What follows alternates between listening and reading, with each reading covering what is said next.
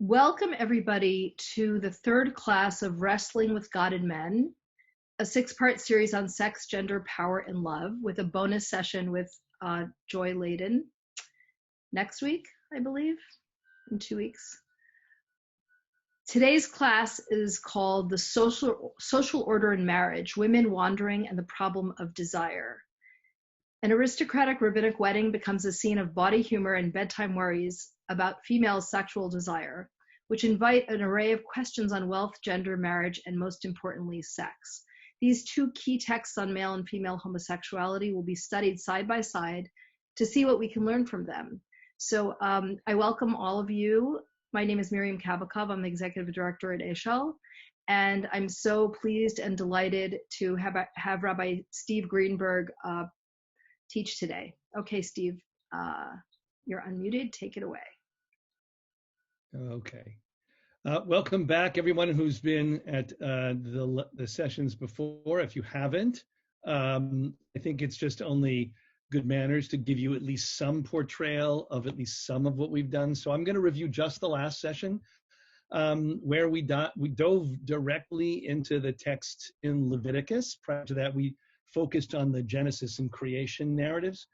In Leviticus, we discovered that, according to rabbinic read, and it's actually a close, careful read, the text in Leviticus specifically prohibits anal intercourse and nothing else, and very clearly, the Hebrew Bible, the Torah, has nothing to say about sex between women. We're going to get to that later, which actually focuses attention really sharply on what is actually the problem in the Torah of sex between them, specifically anal intercourse.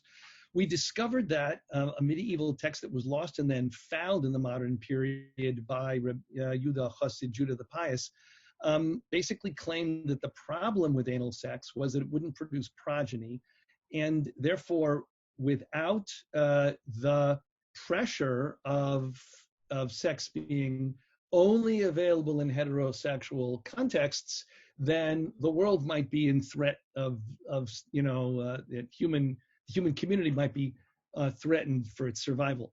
And what we discovered in that exploration was that the rabbis actually voice a resistance to this idea that indeed there are two separate mitzvot. The one of pleasuring your wife is separate from the one of producing children, and that sexual pleasure in marriage and committed relationships is itself a mitzvah, separate and apart from whether you reproduce, and therefore claiming that reproduction guards the door of what's permissible or prohibited in regard to sex doesn't work very well.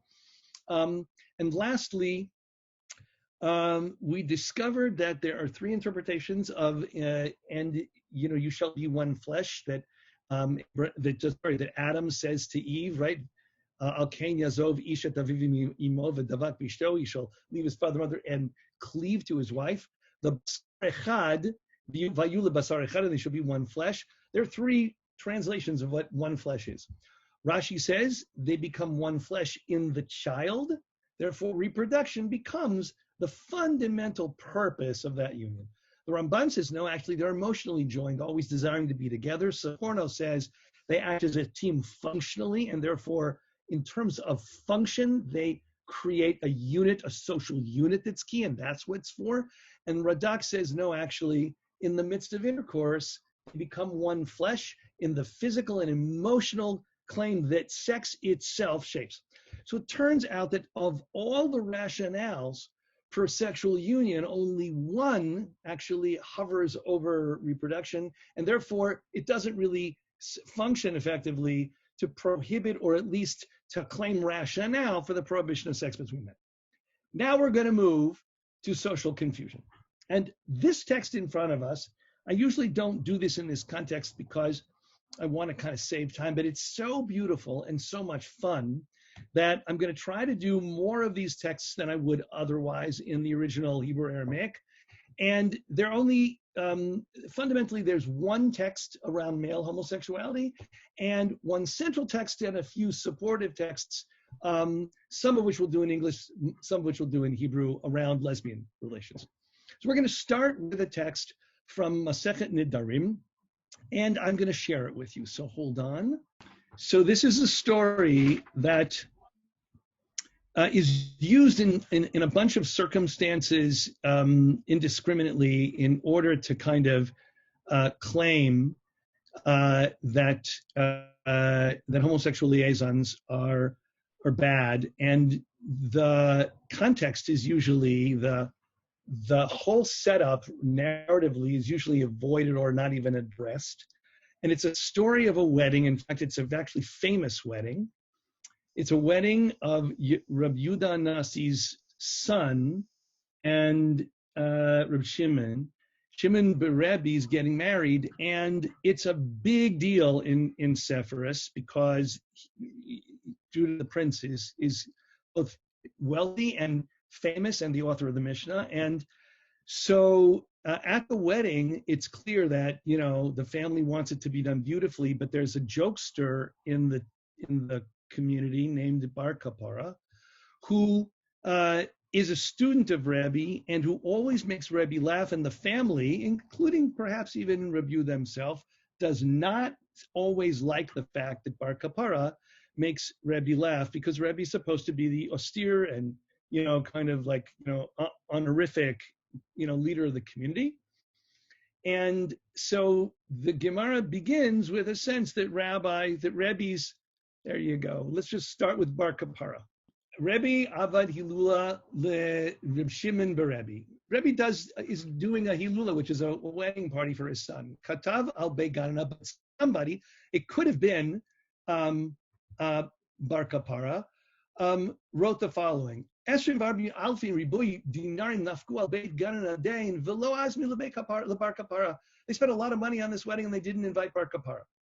So it turns out that, Bar Kapara, either he has his friends who do this, but there's a little bit of, tomfoolery happening to get Bar Kapara. And finally, when they do invite him in, he says something nice about the family. We're going to go to the second paragraph. On the day that Rebbe laughs, there's calamity comes to the world. I think that's their way of saying, not so much mystically, but the family and the community wanted Rebbe to participate, to be presented in a particular fashion. The Amar Leila Bar Kapara, but he knows Bar Kapara makes him laugh. He says, Lo tavdechin v'yavinilach arbain gerive chite. If you don't make me laugh, then I'll give you 4 measures of wheat. Let's say, and it's really at miyachil giruva be'ene v'shaklina. He says, okay, let me come and take whatever I want. And so shakal dikula rava v'chayfe kufra v'sachve al reshe. He took a basket and chayfe v'kufra, he put pitch in it and put it on his head upside down. V'azal v'amar le, he goes to his Rebbe and he says, I promise not to make you laugh, and I'm coming here for my wheat. And of course, what happens? So achuch Rebbe laughs. Amar le, he says to him, didn't I say not to make me laugh? So Amar le, I'm only coming for the wheat you promised me. Amar le Bar Kapara lebarte the Rebbe. Bar Kapara says, he whispers to Rebbe's daughter, L'machar shetina chamra birikuda davuch uvikarkane diimech. Tomorrow, I'm going to drink wine to the dancing of your mother, your father, and the singing of your mother. Probably that's an incorrect translation that is very common. Rikuda and kirkane are different kinds of flasks of wine, and it probably means I'll drink wine from a bikura of your father's and a kirkane of your mother's. Ben Elisha, chatne de Rebbe Hava, the Asher Gadol Haya. So Rebbe Elisha was the son-in-law of Rebbe, and he's married to one of the daughters, and he's very wealthy. The Asmane lebehilul de Rebbe Shimon, and he invites Bar Kapara to go up in the text, Miriam, if you can, a little bit. He invites him to the wedding. Amar li Bar Kapara Rebbe. So at the wedding, and likely in a moment that was, like after the celebration, but, when everyone's happy, he says the following, my toeva, what does it mean, toeva?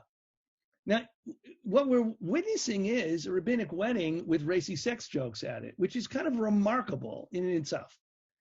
And he's asking a question that's not even clear what he's asking. Likely it's that it's actually a three-part comedy routine. And each of these jokes are related to a word that the rabbis are kind of struggling to make clear sense out of. So what does toeva mean? And toeva specifically appears in the prohibition of sex between men. Kol da'amar le Rebbe hachin toeva parcha bar kapara. Everything Rebbe said that toeva means, bar kapara had an answer to bar kapara. So amar le parshayat, you explain it. Amar le titi devidchi vitir minatla. Let your wife come to me and pour me a glass of wine. Adat Ramile, she came and poured in the glass. Amar le kum rakudli de amarlach. And if you dance for me, I'll tell you. Hachi amar rachmana. This is what toeva means. Toeva is to'eh ata ba. You wander because of it. So he's making a pun on the word toeva. So what does it actually mean is really, in a way up for grabs. Rashi, as you'll see later, is going to tell us that it means you wander from your bed, your marital bed, to the bed of a man. And so you leave the permissible sexual union to an impermissible sexual union. And Rashi, we'll take a look at Rashi in a second. I just wanted to say that the other cups are still quite interesting, but in order to save time, let's go down and do a little bit of the rest in English. And the next cup, Bar Kara said, what does tevel mean? And Rabbi responded on the bottom of the page on the left. As before, Bar Kapara said to him, well, if you dance, and I'll do it. And he says, well, tevel, and tevel appears specifically around bestiality. Why does it called tevel? Well, tevel, he translates it in the following. Tavlin yeshba, with a question mark. Is this spicy sex? So sex with an animal is a confused mixture. That's one translation. Another translation is actually, it's a question mark, like, is really sex with an animal that good? If so, tavlin, so is sex with an animal that spicy? And then with the same build-up and punchline, he asks, Zima mahi, what's Zima? And Bar Kapar again asked him to dance, and he did. And he says, Zima is Zumahi. Now, Zima appears marrying a woman and her sister, or woman and her daughter, rather. You can't marry both of them. So Zumahi is either in reference to the women, like which one is this? Or the children from them, which child is this? In other words, Zumahi is a way of articulating a kind of confusion that results from marrying women of the same family, particularly mothers and daughters. So this is the text that we're given, and we're kind of like trying to make some sense out of it. Before we move on, let me just see. Ben Elisha in English is really small, so I wanna. Can you read that? I guess we can.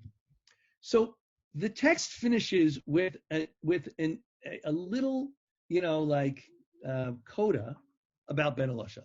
Ben Elisha, Rabbi Sanla, could not stand this comedy routine. He got up, he and his wife, and they left, in a sense, angrily, right, from the wedding. So they don't tell you why. They're just saying that he did. And it's unclear why he did. What else do we know about Ben Elisha? Well, it was thought that Ben Elisha spent a fortune on his hair, styling it in order to look like the high priest. One sage said that it was a Julian haircut in the manner of Julianus Caesar. What did it look like? Rabbi Yehuda said that it was a very unique haircut. Rabbi said the curls of one row would end where the next began. And this was the hairstyle of the high priest. And below, we actually have a drawing of the Ravid. Ravid actually drew this drawing. So here you have a really stylish haircut that the wealthy son-in-law who walks out of the wedding in a huff, obviously, comported with. Okay, so this text is actually really remarkable in lots of different ways. And while the storyline is simple, we have a bunch of things that, like, it's attempting to share with us. Firstly, it's attempting to share that weddings need humor.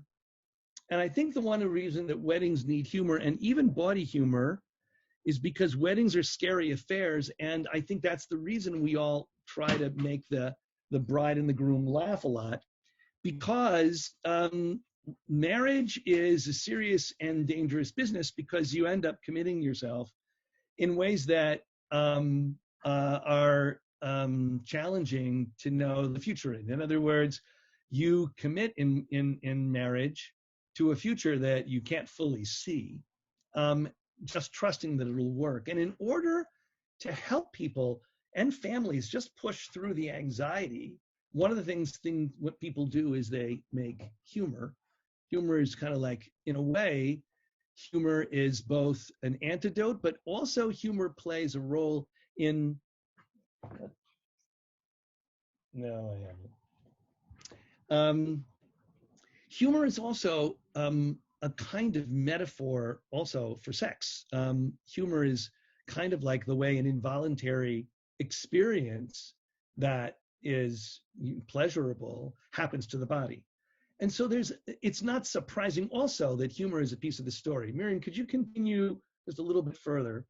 Oh, we're not to lesbians yet. Okay, we're fine. You can leave it up there.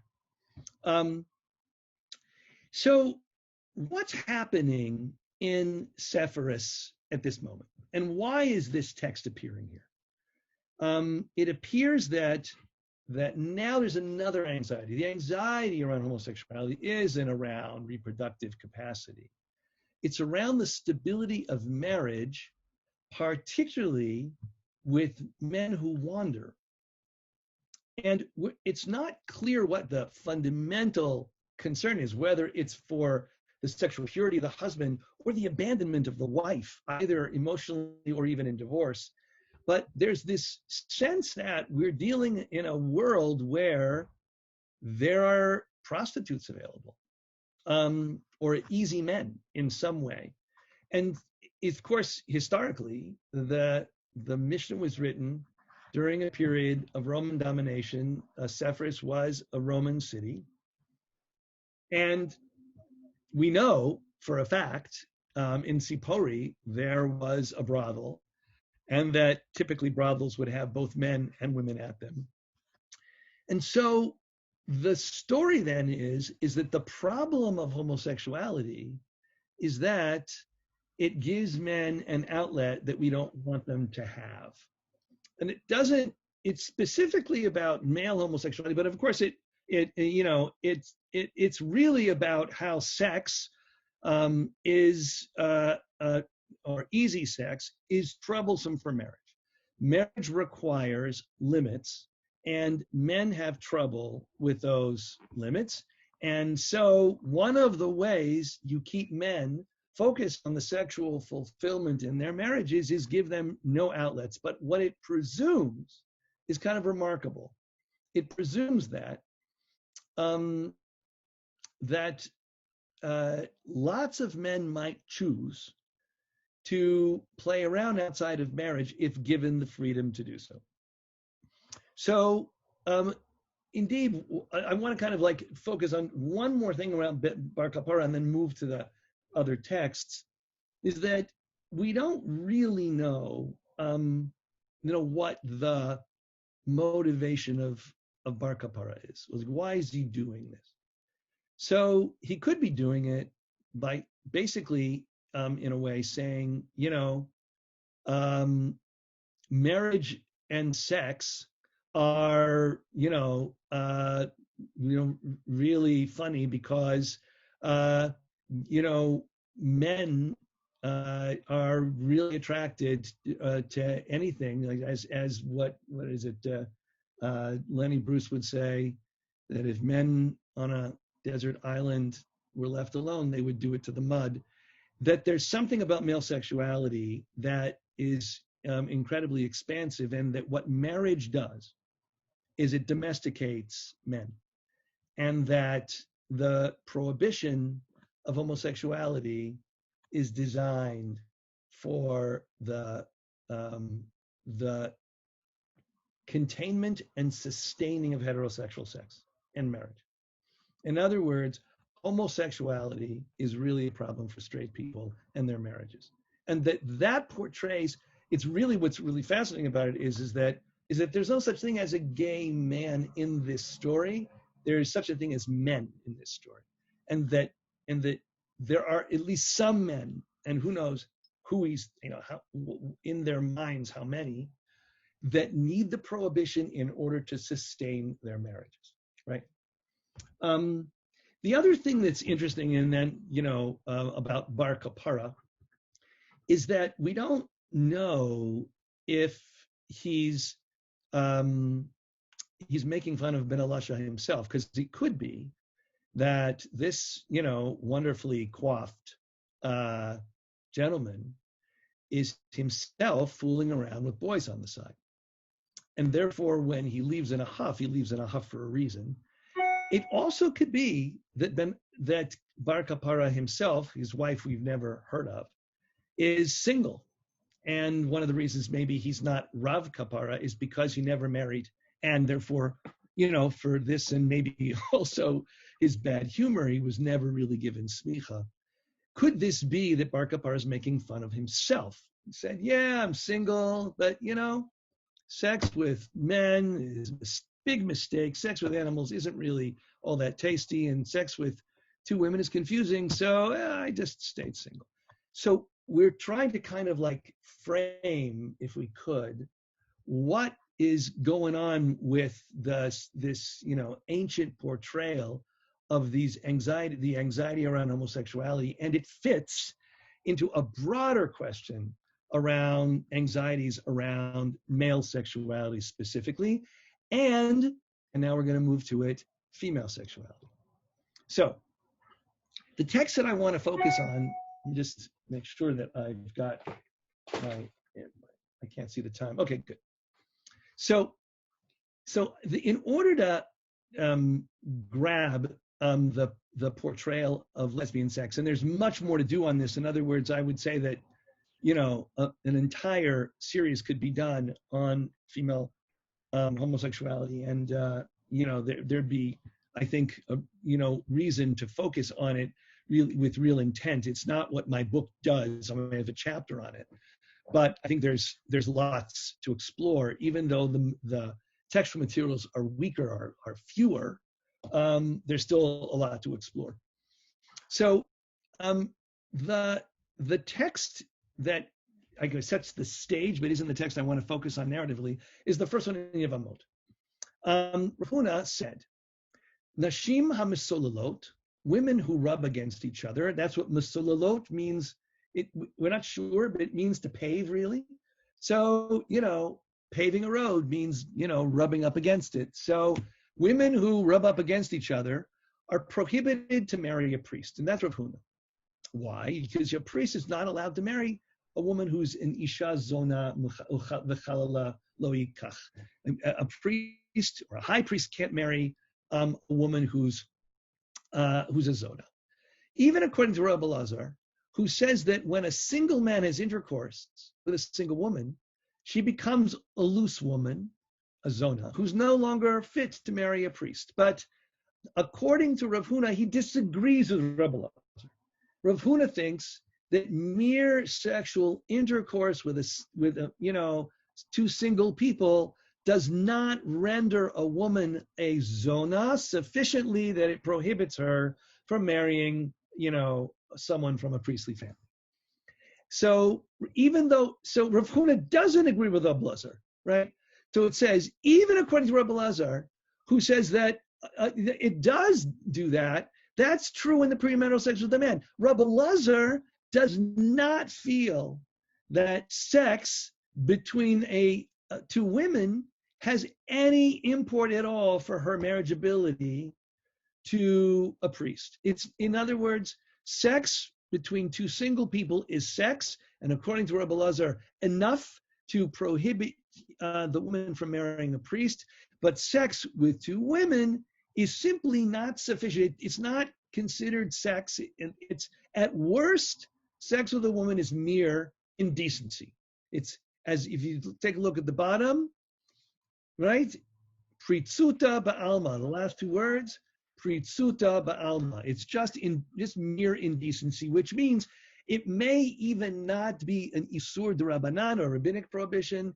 It's at most a rabbinic prohibition, but it even could be less. It could be just, bad character. Now, there are other portrayals of mesololot. I just want to kind of provide them too, because they demonstrate at least anxieties parallel to the male anxieties we saw before. Mesololot, according to Rashi, means as in coitus of a male and female, they rub their genitals against each other. That's the standard portrayal, but the Rivan claims, no, Nashim Sololot isn't women that rub against each other, it's women that have sex with their husbands and then exchange the seed. They exchange the semen from their husbands. Why? Maybe the one that's exchanging the seed, wants to help her friend who's not really getting pregnant, and they have a suspicion that the other husband is not fertile. So they mess up paternity. So here's the thing. According to Rashi, what's messed up is interesting. And see, it's not paternity. What's being messed up is, it's unclear. Why should women who rub against each other even be pritzuta ba'alma? So it doesn't tell us. Maybe is it the anxiety that women satisfy their sexual needs without men is anxiety provoking? That might be itself. The concern is that like men might leave their beds, women might leave their husband's bed. And could there be a parallel anxiety that is related, even without a mitzvah, an isur deoraita? So take a look at the Hebrew text on the right top side, and you can look in the English, you'll find it. It's Abua de Shmuel. It is in Sota. The father of Shmuel, who basically a character in the Talmud, Lo shavik luhu levante denafke bechutin. He didn't leave his daughters go out with colorful strings in their ears. Specifically, we're going to learn later, because they would pull them out and then they'd carry them on Shabbat. V'lo shavik luhu ganoim gab hadate, and he didn't let them lie or sleep in bed together, side by side. And then the last thing is it's about basically a concern for the laws of mikvaot, that during a particular period they made a special inlet from the Nile in order to capture waters that were better for tvila. It's not our issue right now. Lo shavik luhu bechutin. They didn't let him go out with strings. But we know that you can go with strings. Well, the reason they didn't go, because they were colorful and they would pull them out. Now go to the second lesson. Lo shavik lu ganoin gabe hadadi. They didn't let them sleep next to each other. Lemo misay l'Rav Huna. Maybe this supports the Rav Huna in Yevamos. Why? Da'amar Rav Huna, right? Nashim mesolot zebuzub psulot l'kuna. Therefore, why did Abu the Shmuel not let his daughters sleep next to each other? Abu the Shmuel is from a priestly family, and he didn't want his daughters not being able to marry priests, because he actually thinks that maybe this is a Rav Huna that does think that sex between women does make a woman into a sufficiently sexually, marked, so that she can't marry a priest. Well, no, that's not the case. They're going to basically assume that can't be the truth. The reason it can't be the truth is we already know that Rav Huna doesn't even hold according to Rabbi Lazar. So, savar ki heichid lo lilfan gufan nachra. The reason, according to Rav Huna, that his daughters were not allowed to sleep together is because they would get used to an alien body. They would get used to an alien body. Well, what does that mean? So getting used to alien body, Rashi says, the lo lilfan gufan nachra v'yitavu lishkav im ish. They, lying next to each other, would love the feeling, grow excited about the feeling, or happy about the feeling of the warmth and physical connection and the tactile feel of a body next to them. And therefore, that another body next to them, would make them much more susceptible to seduction for a man. In other words, just like homosexual men have a not homosexual men are prohibited to fool around, right? Because fooling around will threaten their heteronormative structured world. So, in other words, the reason homosexuality is problematic is because it messes up straight lives. Because everybody has to have a straight life. It's what Adrian Rich calls compulsory heteronormativity. And so since everyone has to be heteronormative, permitting sex with men will just mess up the framework by which men who want sex have to limit themselves to women, and therefore socially to a woman who they're married to, and it supports marriage and it supports the community and it saves men from wandering, but as well women, because women now who would feel, that you're not going to put your sons and daughters in the bed together, but you might put your daughters in the bed together in small homes. Why shouldn't you? Because they'll get used to the feeling and they'll be eager when men want to sleep next to them to want that. So that's the parallel. I think that both stories, I think, are really interesting in as much as they shape for us a portrayal of homosexuality that is seen as a threat to the containment necessary in order for sex to be part of this social framework that's dependable, that protects women, and that keeps men at home.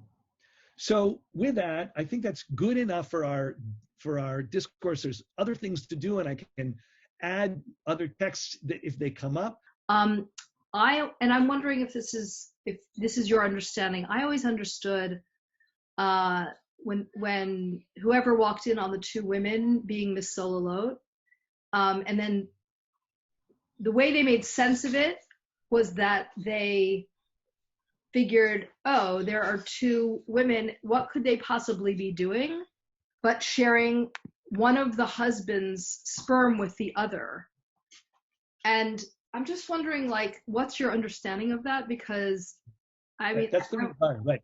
I always thought that was really interesting, and not just heteronormative, but all about production, being procreative. Well, so part of imagine what the anxieties are. So the anxieties are men always have anxiety around their women, that they're fooling around with other men, because they want, clear paternity. They don't want to be supporting a child that's not theirs. So then the fear is that when they see women together, what could they be doing? They can't be interested in each other, because men are, would very easily would think, what woman would want not to be with me? So women want to be with men, but then why would they be with each other, rubbing their genitals together? They must be sharing sperm. And so I think the portrayal is that women, are consistently a threat to male control and power. And this is not something new. This is still fairly unknowing. And so that's, I think, it is interesting that the Rivan says that it's not actually a very strong halachic portrayal, meaning what this would mean is that there is no worry at all about women who are just rubbing their genitals together without that. In other words, two single women rubbing their genitals together would not have any sperm to share. And also, so in other words, it does. The Rivan shapes a framework where the threat is paternity, whereas everybody else, the threat is women being able to satisfy themselves without, the men in the picture. And it takes out women's sexuality from the picture. And it's like, okay, they just want to have babies. They're not doing this because they're drawn to each other, attracted to each other. Look, I think that that's probably true in both circumstances, is that, well, it's an interesting question. I mean, the Rambam, as you know, is worried about women being seduced by other women.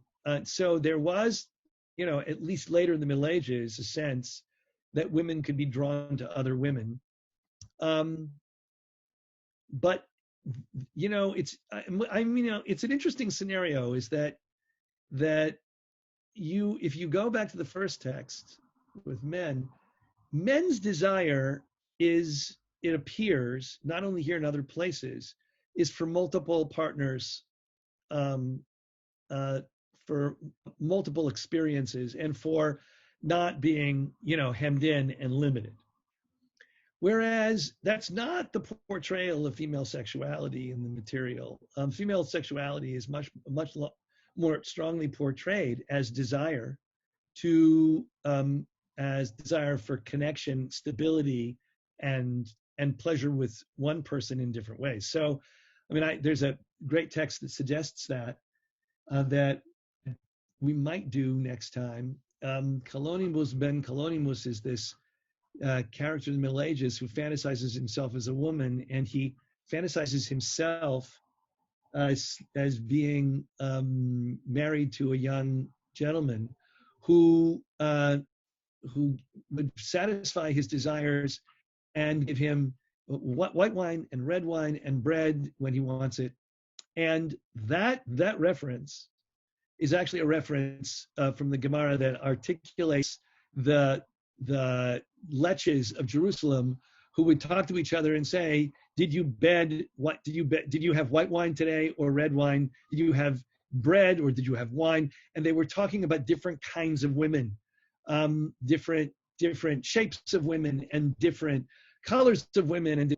And so they were basically humorously playing with what men want, which is variety, whereas Kalonimus as a woman is fantasizing about her one husband satisfying her in ways that are very variegated.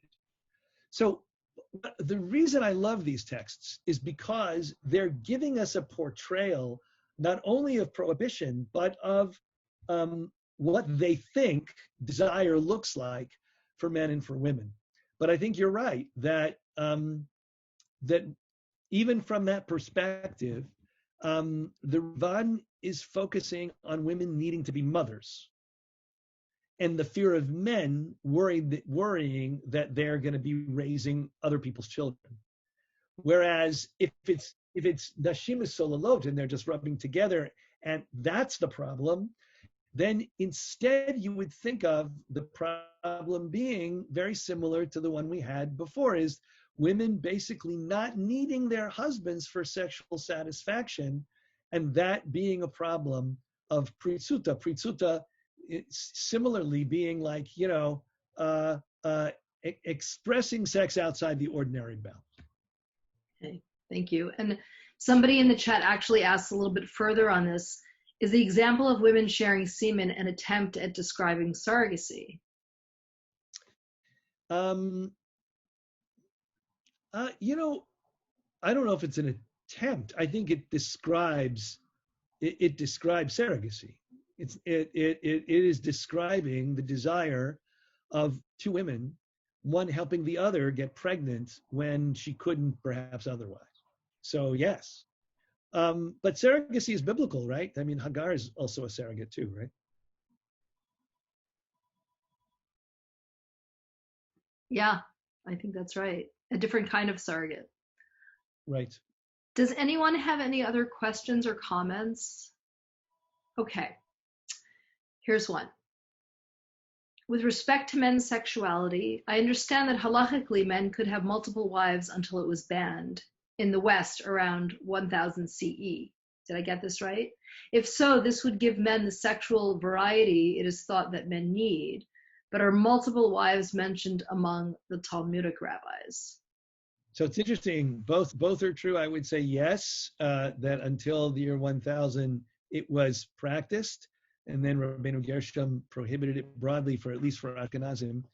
But it was so rare that we don't really have one case that we can find, I think, of Talmudic rabbis who had more than one wife.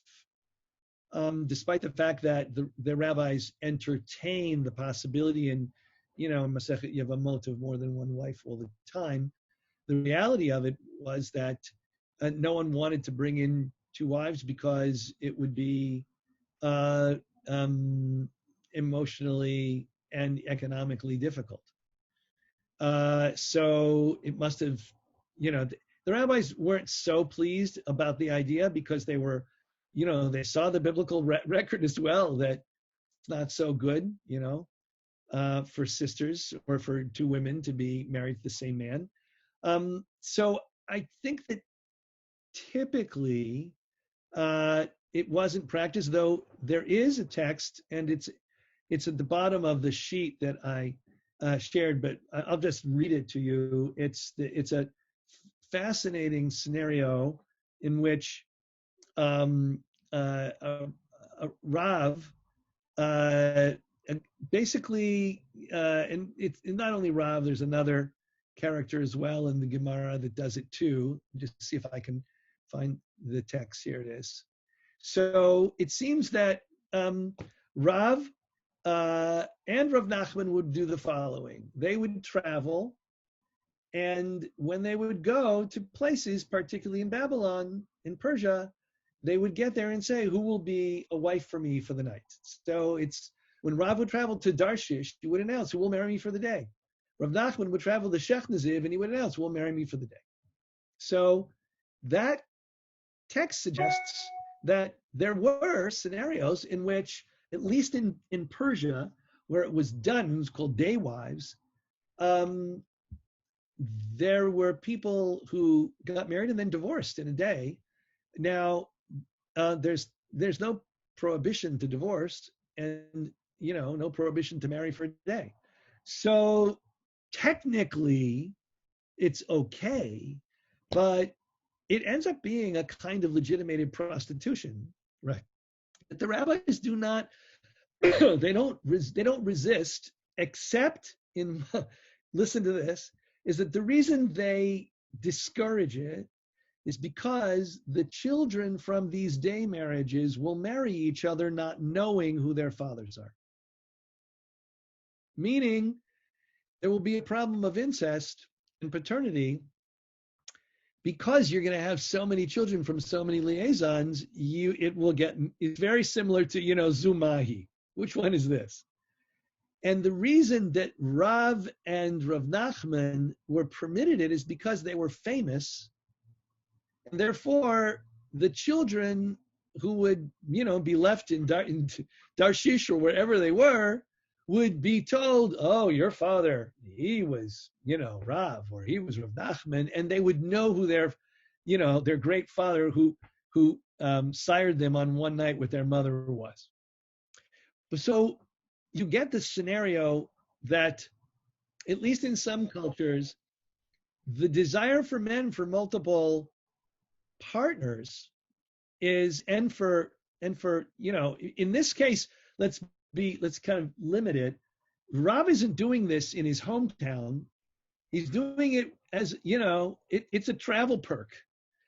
Because being away from his spouse, for a few days in travel was a hardship, and he could solve it with somebody being his consort for the night. And, in the Arab Persian world, maybe that's okay, right? That's what wealthy men did. So at least it portrays that men are eager for multiple liaisons, which leads to one other piece that we should probably mention, is that To'eh Taba, you wander because of it, is not only a critique of men generally who wander and therefore need to be contained. It's like marriage basically is clipping a man's wings. This is a cultural meme that's all over the place, right? It's it's a form of death for men because they basically have to sever every other permissible liaison to have this one, right? But one could read this as well as a critique of male homosexuality, which I think, only to read these texts or any texts as a way of securing our liberty and um, uh, I don't know, challenging the opposition is intellectually and religiously weak. So once in a while, it pays to read these texts and ask, is there a critique of gay identity being offered? And indeed, one could read one. Is that toat haba could mean the reason that sex between men is prohibited and is called toeva is because men do not stay put. They wander. And that really the problem of homosexuality is that men and women have a strong motivation, largely shaped by women's need and demand for stability. But when men sleep with men, they don't have that motive, and therefore they wander because of it. And therefore, the critique is that homosexuality is problematic because it generates radical promiscuity. And no doubt, when I first read this text, I was not, this was an obvious possible read for me because I was, in those years in the 70s and 80s, the world of homosexuality that I was slowly introducing myself to was one of real radical promiscuity. And I often felt like it would be very hard for me to figure out how to secure a stable, committed, dependable home. It's what I kind of wanted. So I think that the text can be used as well in that direction. So, offering not only a way to read this as a way out of our predicament, but as a way of giving us insight about how to manage our predicament as LGBT people. Great. There's a few more questions in the chat. Is this a good time, or do you want to finish your thought? Oh, no, we're good. We're good. Okay. How does being shomer negia and modestly dressing in a way that restricts sexuality and comfort with the opposite sex support the rabbi's hope to protect monogamy? Have they gone perhaps too far here? Right.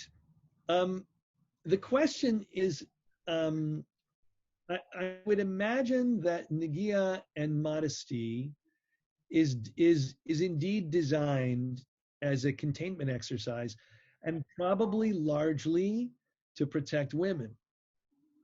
And in part because, men take advantage. And so therefore, imposing standards of modesty, which are much more, severe with women than men in the system, is designed to, to protect women from, male aggression. But so what do you do with same-sex relationships in Negia is really interesting, given that what permits Negia and Yichud is marriage, but if marriage is not seen as either a desirable affair or even a permitted one, then it's difficult to imagine how to orchestrate either Negia or even the prohibition of premarital sex when you're claiming that women are vulnerable to men who want more and more, and therefore they'll sound like they love you, they'll sleep with you and walk away. That is normative, and therefore premarital sex is like designed to, as a kind of, the prohibition against it is largely designed to protect men from excessive expression of of sexual desire, corralling it for them, but also protecting women from just that expansiveness. But what do you do when it's two men and the dangers are not that intense? Uh, there's no pregnancy resulting by an accidental, uh, you know, sexual union that puts women in grave danger or economic threat. So since sex doesn't have that context, then Nagia needs to be rethought fully as, with an eye toward its other achievements. So what are its other achievements? And I think that this is not the place we could focus on that. But, um, modesty is a good thing beyond sexuality. And so a world in which we would all be fully naked all the time would not be a better world. So the question is, where are the reasonable lines, and what are the permissions that we give each other for touch and for closeness that keep that protect our emotions. So I think that these are deeper questions than we have time for here, but I don't think that Nagia or Isser Yichud should be thrown out of, the baby with the bathwater, but they're going to look very different in queer circles than they are in straight ones. Okay, I actually feel like that in and of itself would be a fascinating course, how we apply the halachot of Nagia and modesty to LGBTQ people. So let's end with this question. This is a broader, sweeping question, but it also makes me think that a lot of what was said today and previously, it doesn't really allow for men's emotions and attachment when they do have a connection with people. So I'm just kind of curious about that, maybe in the rabbinic minds, and maybe, and thinking about it for us. But so where does love and attraction come into play in history? We hear about women needing men to take care of them financially. We hear about marriage being about women being bought. Is love a new thing? So historians will claim that companionate marriage is fairly late.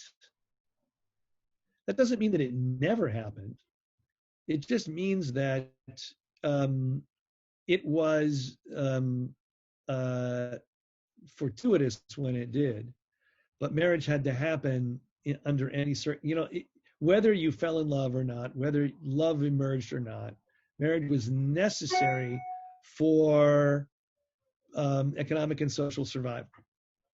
So I would say that, it's, we tend to think of these things, anything that we do, we tend to think of as being, a norm forever.